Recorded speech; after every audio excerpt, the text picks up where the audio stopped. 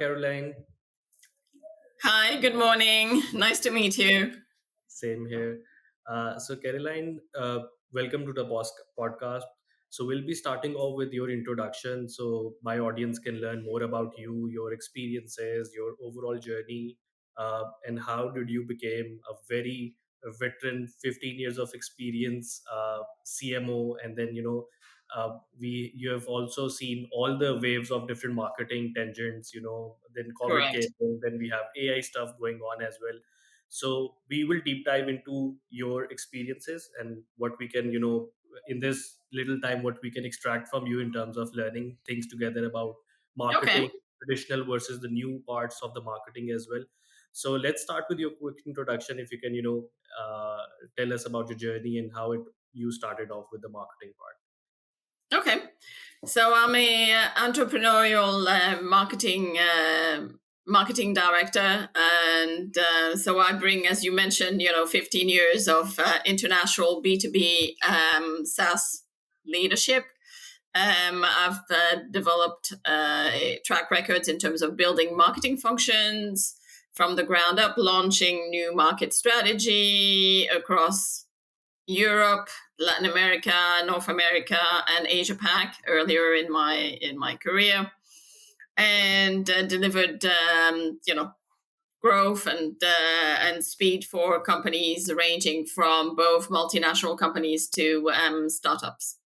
So the typical companies that you work with, what are the high level industries that you typically, in terms of you have served and, work with them?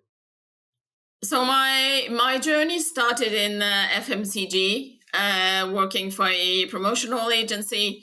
That was very early in the career, but where I launched the European division of a promotional agency, working with all the FMCG brand and expanding the agency in Europe with gaining 70% market share in the first 3 years. But then I was always attracted. My passion has always been technology and software, and so I quickly returned to software, and I've been really working in different industries, from GPS to disaster recovery to my last company, ESI Group, was focusing on virtual prototyping within the automotive and aerospace industry. So, Very nice. Very, very vast experiences. and that I think I've proven to all of the other companies that I can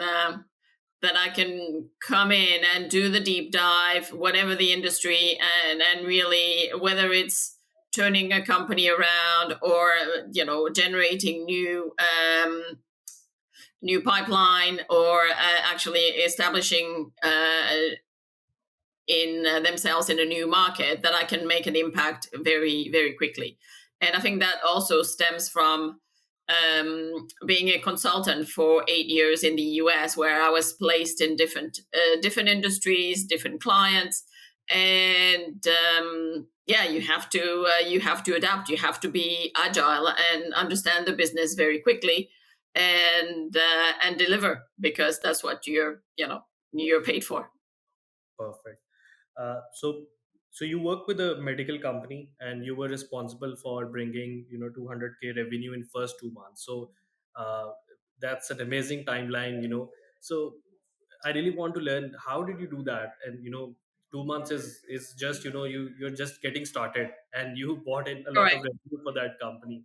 So what's the secret sauce here? Uh,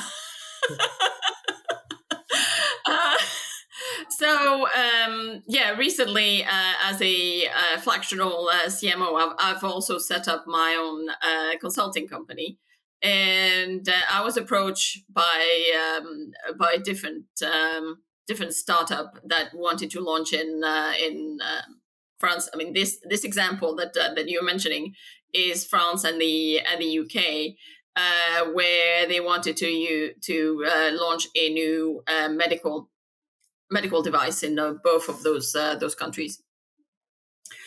And so I usually start, with the analysis, the target companies, target clients, and looked at the strategy I had. Also, I devised the media plan, and there was also some cold calling and BDR involved. So to really generate that interest, there was social media, then to promote the device, and then follow up with personalized email, personalized communication to bring that revenue quickly. And which channels are you using? Is it mostly inbound channels for marketing and building the pipeline, or you take outbound marketing strategies as well? It was in this case, it was a combination of both. Yeah. Oh, got it. So doing the social media promotion, generating interest, and then follow up with the outbound and personalized communication. Got it. And now obviously after COVID, and then we saw an amazing trend of AI and then blockchain and whatnot. Every new day you see a new jargon, a new Correct. marketing stuff going on. And then it's much easier for B2B and SaaS companies to now produce software at a very very fast scale as compared to old times. So now the challenge is everyone can make software. Everyone can another day make another SaaS company. So how do you think in terms of distribution, because it will get more and more difficult to find good marketeers, and how to stand out in terms of when there's a lot of software out there solving the same problem that everyone claims that they are. So how do you see this? Do you see this as an opportunity for marketeers to differentiate in terms of their strategies? And again, you have a vast experience. So how do you relate to that? Yeah, as you said, there's a new AI tool or a new almost coming up every day. I feel like I'm always almost catching up. I've taken lots of courses and classes just to keep up, because it's some marketers feel that it's a threat to their job. You can now do design, you can do content writing and copywriting, but I think it's AI will never replace the human touch. It's, to me, the my vision, and I've written several blog articles about that, is that it's a tool which we can use to improve ourselves, to gain, reduce the time in terms of production, and it facilitates in terms of time and money, but it will never completely replace the humans, I think. I think with speed, obviously quality will always be in question. Uh, Correct. and so, for example, if you want to do SEO now, you can churn out a lot of articles and white papers and whatnot based on AI, as compared to again old times. So again, how do you see in terms of churning out quality? Because a lot of now startups think, B2B companies think that, okay, we might not need marketeers to actually solve that problem for us. Instead, we can just go into AI, and the AI will be magically doing something for us. Well, I still think that you still need to do the audit, look at the customer journey, interview. Well, if it's a startup launching, but if it's an existing startup, you might want to interview your customers and your stakeholders and align your positioning, mission, vision, and then set up your metrics. And the AI can be very good in terms of analyzing your metrics and where you can increase your pipeline, down the funnel, and then define the areas where you should focus your growth, or define the verticals in which you want to approach. but it can make, I think where I use AI is really to do the analysis and doing the intent, and for AI to churn the large amount of data, and because it's spread across my CRM, my sales pipeline, and so AI can give me a better vision of where people are coming from, which channel. Instead of spending hours and hours in analysis, I can get a better overview and then do the some further research myself. So Makes sense. yeah, And then, so you've worked and you have a consulting company as well. So you've worked as a fractional CMO as well. So correct. for someone, growing their startup and they are into a good growth phase, they might be doing that organically, or they might have got viral as well. So when it's the right time to get a very good CMO, in, to get the gist of the experience that they have, what are the qualities that they should be looking at when they're hiring that kind of CMO, either full time or fractional, and what is the right time for the company to invest into a good CMO? Well, the startups that I've spoken to usually focus on sales and creating, some creating revenue before they invest in marketing, and so that's usually the path, that I think big and small companies always want, they need generate more revenue before they can invest in marketing, and usually marketing is also the first to go, um, when the financial situation is not as going as well as they had anticipated. So how um, do you solve that problem? How do you tell them, okay, this is the other way around?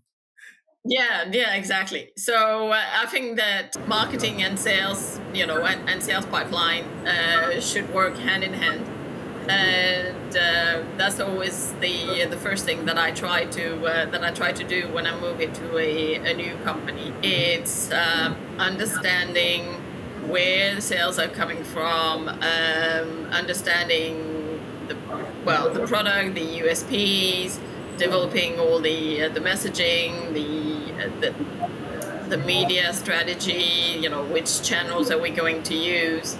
Um, I remember, when I was working in the GPS industry and turning around a company. I was headhunted to do that, and really start. The CEO told me, he said, "Well, we haven't had any marketing for 10 years, and this is the situation where we're in. We were relying on an existing pipeline, but that pipeline has now dried up." Yeah, building the marketing from scratch, and putting in place their mission, vision, values, understanding all the product USPs, developing all the content material, developing a brand new website, and putting in place. I was still amazed that the sales team was relying on Excel spreadsheets, no formal CRM, no marketing automation, and so yeah, I mean, I just went ahead of course, with the approval of the CEO, but putting in place Salesforce, putting in place marketing automation, defining the verticals which we were going to approach, and then devising the strategy for each of these, and then refining. I think halfway, about 6 months into one campaign, we were finding that this vertical wasn't responding to our messaging. So we made an executive decision to shift away from, and define and approach a different vertical where we got a lot more traction. Makes sense. And then, so you have worked with budgets like $1.8 million per month. Uh, Yeah, I've but also worked with very tiny budgets. So I think one of the that's when you're a startup, usually budgets are quite small, and that was the challenge of the GPS startup that I work for. Um, so you have you have to do a lot of the work yourself to so that you can minimize cost. And so I've ranged from large multi-million budget to 100,000, if not, sometimes less. So, but obviously, what marketing is measured is on the results, and delivering pipeline, delivering quality leads for sales to follow up and close. So, yeah. Makes sense. And then, so when you're working with these kind of budgets, what do you think is a good starting budget for upcoming startups out there? So what's the typical range that you see that okay, this is something that CMOs might be much more comfortable in terms of delivering actual results, or otherwise they might waste the budget as well. I think a good what I've usually asked for is between I think a minimum like 2 to 3% of total revenue. Yeah, my experience has been quite wide, and obviously the usually CEOs and the CFO are usually quite conservative in terms of because you need to. I think marketing's challenge is always to prove the value that they're bringing, and the value marketing will not deliver quick results overnight. That will never happen, and I think it's changing that mental shift. Is like, okay, well, you can spend so many on a campaign, but you won't necessarily get all the results, or you can attend so many events in the year, but it will be a gradual process of all the different touch points. It's not an overnight cure or miracle, Makes sense. and that's why CFOs, and whenever I'm meeting with a CEO or CFO, I want to be able to show the what the investment delivered and how much a lead is costing us. So I said, so I can do the equation, backwards, and prove that if we have a budget of 100,000, then I can deliver this much in revenue. Got it. And so when people are hiring CMOs, they have expectations, and and like you told that they want everything in month one, right? They need all Yes. the revenue in hand before Yeah. even start investing in the marketing part. So what should a typical founder, or maybe a head of any startup, or maybe B2B company should expect when they hire a CMO? What should be their expectations? Maybe 1 month, 3 months, 6 months, in terms of deliverables, in terms of how, if and I really want you to relate it with your working style as well. Hmm. That if, for example, someone hires you as a fractional CMO, what can we expect from in terms of 3 months, 6 months plan? Yeah, I think I always try to devise my plan within 3 months. So month one is really understanding the product, the challenges, looking at their current funnel, what has worked. Really doing the analysis and interviewing customers, stakeholders. So that's usually my focus. During month one, looking at the CRM, looking at the sales pipeline, analyzing their positioning, their ICP, and then month two, that's when the analysis part is done. I usually then devise the strategy, and looking at where can we get the quickest wins, and do we need to diversify?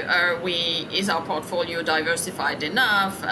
Do we need to keep investing in the same verticals? Do we need to branch out? And I think usually I try to be on the conservative side, and keep 80% into existing, and then invest 20% in maybe new channels, new verticals, to so that we have a continuous flow of pipeline, but also we are trying our toes into different ones. Perfect. Uh, and then again, ABM marketing is, it's trending, and a lot of companies are now Yep. focusing towards that ABM marketing approaches. So do you see, so first again, for startups and B2B companies, SaaS, fighting over, in terms of the competitive landscape that we have right now, uh, do you think ABM marketing is still the go-to strategy, and they should be adopting that, or the traditional methods that we use were much better, or how do you compare with the in terms of both strategies? Well, I've had very good success, very great success with ABM. I think it should be part of the marketers tried ABM on its own. It was like considered like a separate part of marketing, but I think it should be integral to your overall marketing strategy. And the more some examples that come to mind were within the automotive and aerospace industry, where in terms of channel I looked at conversational ads, personalized email marketing, really doing one-to-one and one-to-few, and the more personalization, the greater the response rates. Devising, really working in tandem with the sales team to devise a plan per account, naming an account champion with whom I would meet on a weekly basis, devise the content so that he or she could, had a very tailored content portfolio they could use in their conversations with the person, and whether it was to create some new business or to actually upsell into new licenses. And I actually, with this approach, I actually surprised my social media manager, because the conversational ads and actually gave us a results of a CTR of 45%, and she couldn't quite believe the that it was yeah, phenomenal results too. But it came through the cooperation, the tight cooperation with the sales leader. Another example of ABM would be I did some personalized video introduction for the CEO, really talking one-to-one to the prospects, and using his LinkedIn to deliver those short 30 seconds, 1 minute video. And again, we were getting, in terms of response rate, about 50%. So people would open, and he was able to then follow up and book meeting at high levels. But the more specialized, the more personalization, the better. And as I said, it's ABM should no longer be separate to your overall marketing strategy, but should be fully integrated. So because it impacts all of your touch points, whether you're doing a generic, a larger scale campaign, uh, everything should merge, and it's another touch points. So you can't separate. In my mind, you can't separate it from the rest of your strategy. So you are all pro for the ABM marketing, right? Yes, yeah, and I think that more and more, the more conference I attend, the more it convinces me that this is really the way forward. People want to feel that they're just not part of an email that has gone out to thousands of people. Your future prospect or your current customers want to feel as if they are part of a special community that can contribute, and that you've taken the time to deliver something that is specific to their pain point, to to their challenges in business. Then so there's another challenge typically when you hire a fractional CMO or someone full time as well. So strategy part is typically done. uh, that's again one of the key aspect of that CMO. But then the challenge is the execution part. So I see a lot of companies, they're not moving fast enough, they are planning a lot, they're strategizing a lot, but if it's no execution, then it means they're losing a lot. And modern companies are much faster. The new startups as well, they're moving very very fast. And that is because of the access to technology as well, and then a mindset shift as well in terms of how to do marketing and testing it quickly. So how do you solve this problem in particular, working with different companies from all scales, that strategies sometimes it is solved, but the execution can be anything. It can be website not getting up, creatives are not getting up, all those typical bottlenecks that you feel in terms of execution. So what is your action item to solve these kind of challenges within those companies? Well, most of the time, people have hired me as a marketing team of one. So I devise the strategy and then I roll up my sleeve, and it's down to me to do the implementation. So the stalling a campaign, stalling or implementation, not moving fast enough, has never been an issue for me. I've always been told that. Yeah, I usually exceed expectation and deliver results a lot quicker than what companies usually expect. So So typically it's a one man army, right? yeah, marketing team of one. So so I'm wearing all the multiple hat. Whether so 1 minute I could be writing a press release, the next minute planning a campaign, planning an event, or looking at doing the analysis, the sales funnel analysis, and sitting down with sales to understand where marketing could help. To take those customers just over the next and close the next step and close the opportunity. Makes sense. And then in terms of typical touch points for marketing, do you think that, so people, when I talk to them, a lot of founders and CEOs, they now believe that we should not be working on channels like maybe attending conferences or events because they're not scalable. It's good when you are small, it's more personalized, it's much Correct. have that personal touch. But when you want to invest more into it, it's much difficult to scale. So what they do is they want to pivot onto another channel that is easier to scale, much easier to invest into, adding more teams again faster. So what's your approach in terms of it? And you have seen the whole cycle as well, evolving these channels over time Yeah. as well. So what's your take on this? I think what we mentioned, before, the events usually require a large budget, and I think company during the COVID time had to go because we couldn't meet face to face. Companies had to go digital, and we are now going back to events and face to face. But obviously, the return on investment of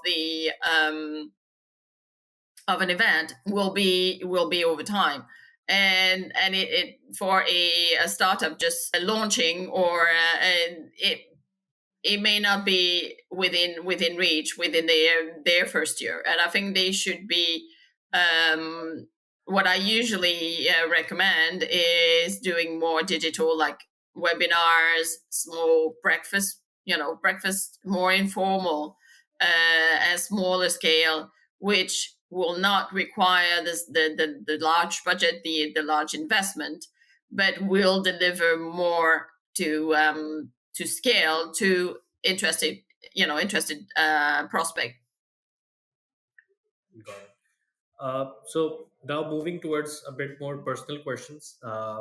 Okay. So so what's your favorite book, and what should every marketer should be reading, every founder should be reading? Wow, large question. Nice question. Yeah. At the moment, I'm doing a lot of personal development and coaching and leadership training. So I've moved away from the traditional marketing books.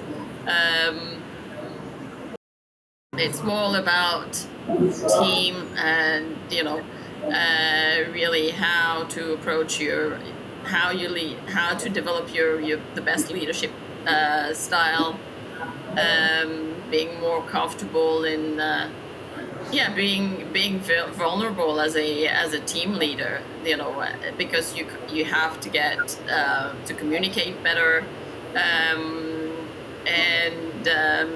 let your team see that that personal. I've always been one for making a priority in terms of communication, aligning the team so that everyone is on the same page, and we're reaching KPIs, reaching or exceeding KPIs. So I don't have a specific book in mind, but as I said, the focus at my focus at the moment is really on leadership and how I can improve my style through communication and integration. Or And one last question. So you have worked with global markets as well, and after COVID as well. So there's a lot of new challenges coming up in terms of how we interact with the world offline and online as well. So Mhm. when a company is hiring you, for example, as a capacity of CMO or as leadership position, do you think that the challenges that you face in terms of globalization and how to handle that kind of marketing at a global stage, or do you think this is an advantage for a company to leap into global strategies and the execution of those strategies as well at a global stage as compared to a more regional strategy? Well, I think that before venturing into global market, they should have established a strong position in their own home market. I'm usually cautious in terms of doing, again, research, and if the company has subsidiaries or partners in the different countries, learning more about the potential. Is the market already saturated with competitors? What potential market share could we gain? But It's it's doing that due diligence when evaluating new market. Maybe it wasn't the question. I'm not answering the question you wanted me to. you're answering the right question. So let me give you more context. So, for example, Okay. if there's a SaaS company based out of France, maybe, or Spain, Okay. uh, Yep. and my audience is sitting in maybe US or maybe Europe or maybe Middle East or whatever regions, Right.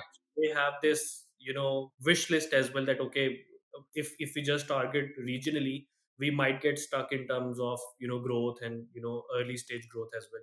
So how do you handle that part? And obviously global marketing means more budgets, more Yep. strategizing, and more deliverables out of every campaigns and whatever strategies built upon. Yes, and so I've met, being based in the Netherlands. I've met quite a few Dutch startup that want to expand, let's say in the US, and are struggling to do that.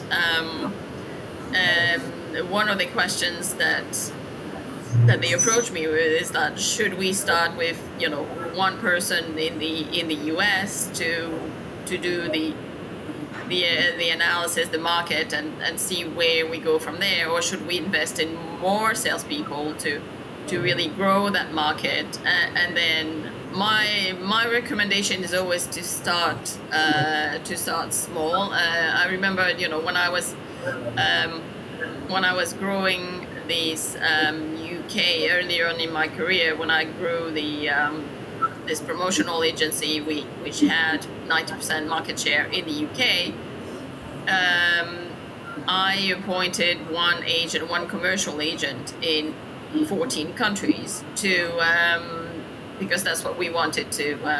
we wanted to develop that and expand our network, and then working hand in hand with each of them to understand their market, the challenges in each of the market, traveling with them, meeting with customers, so that I could tailor the strategy for each of those market, and we could gain that overall market shares and deliver economies of scales, because we were working with it's not it was sorry, it was no longer it was not in the SaaS industry, but in the FMCG, and so we could tap into our clients hub and different in different countries, to really generate pan-European campaign, with the strength of having one agent that could easily liaise with the company,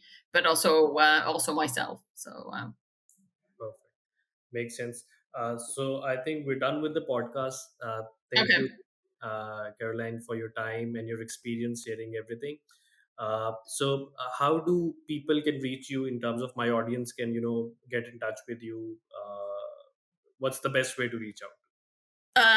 The best way, well, I think my email is on LinkedIn is always my email is there as well. So I can be, yeah, Perfect. I'm always happy to, provide advice and guidance. So Perfect. So thank you if I so can, much again, yeah, Caroline.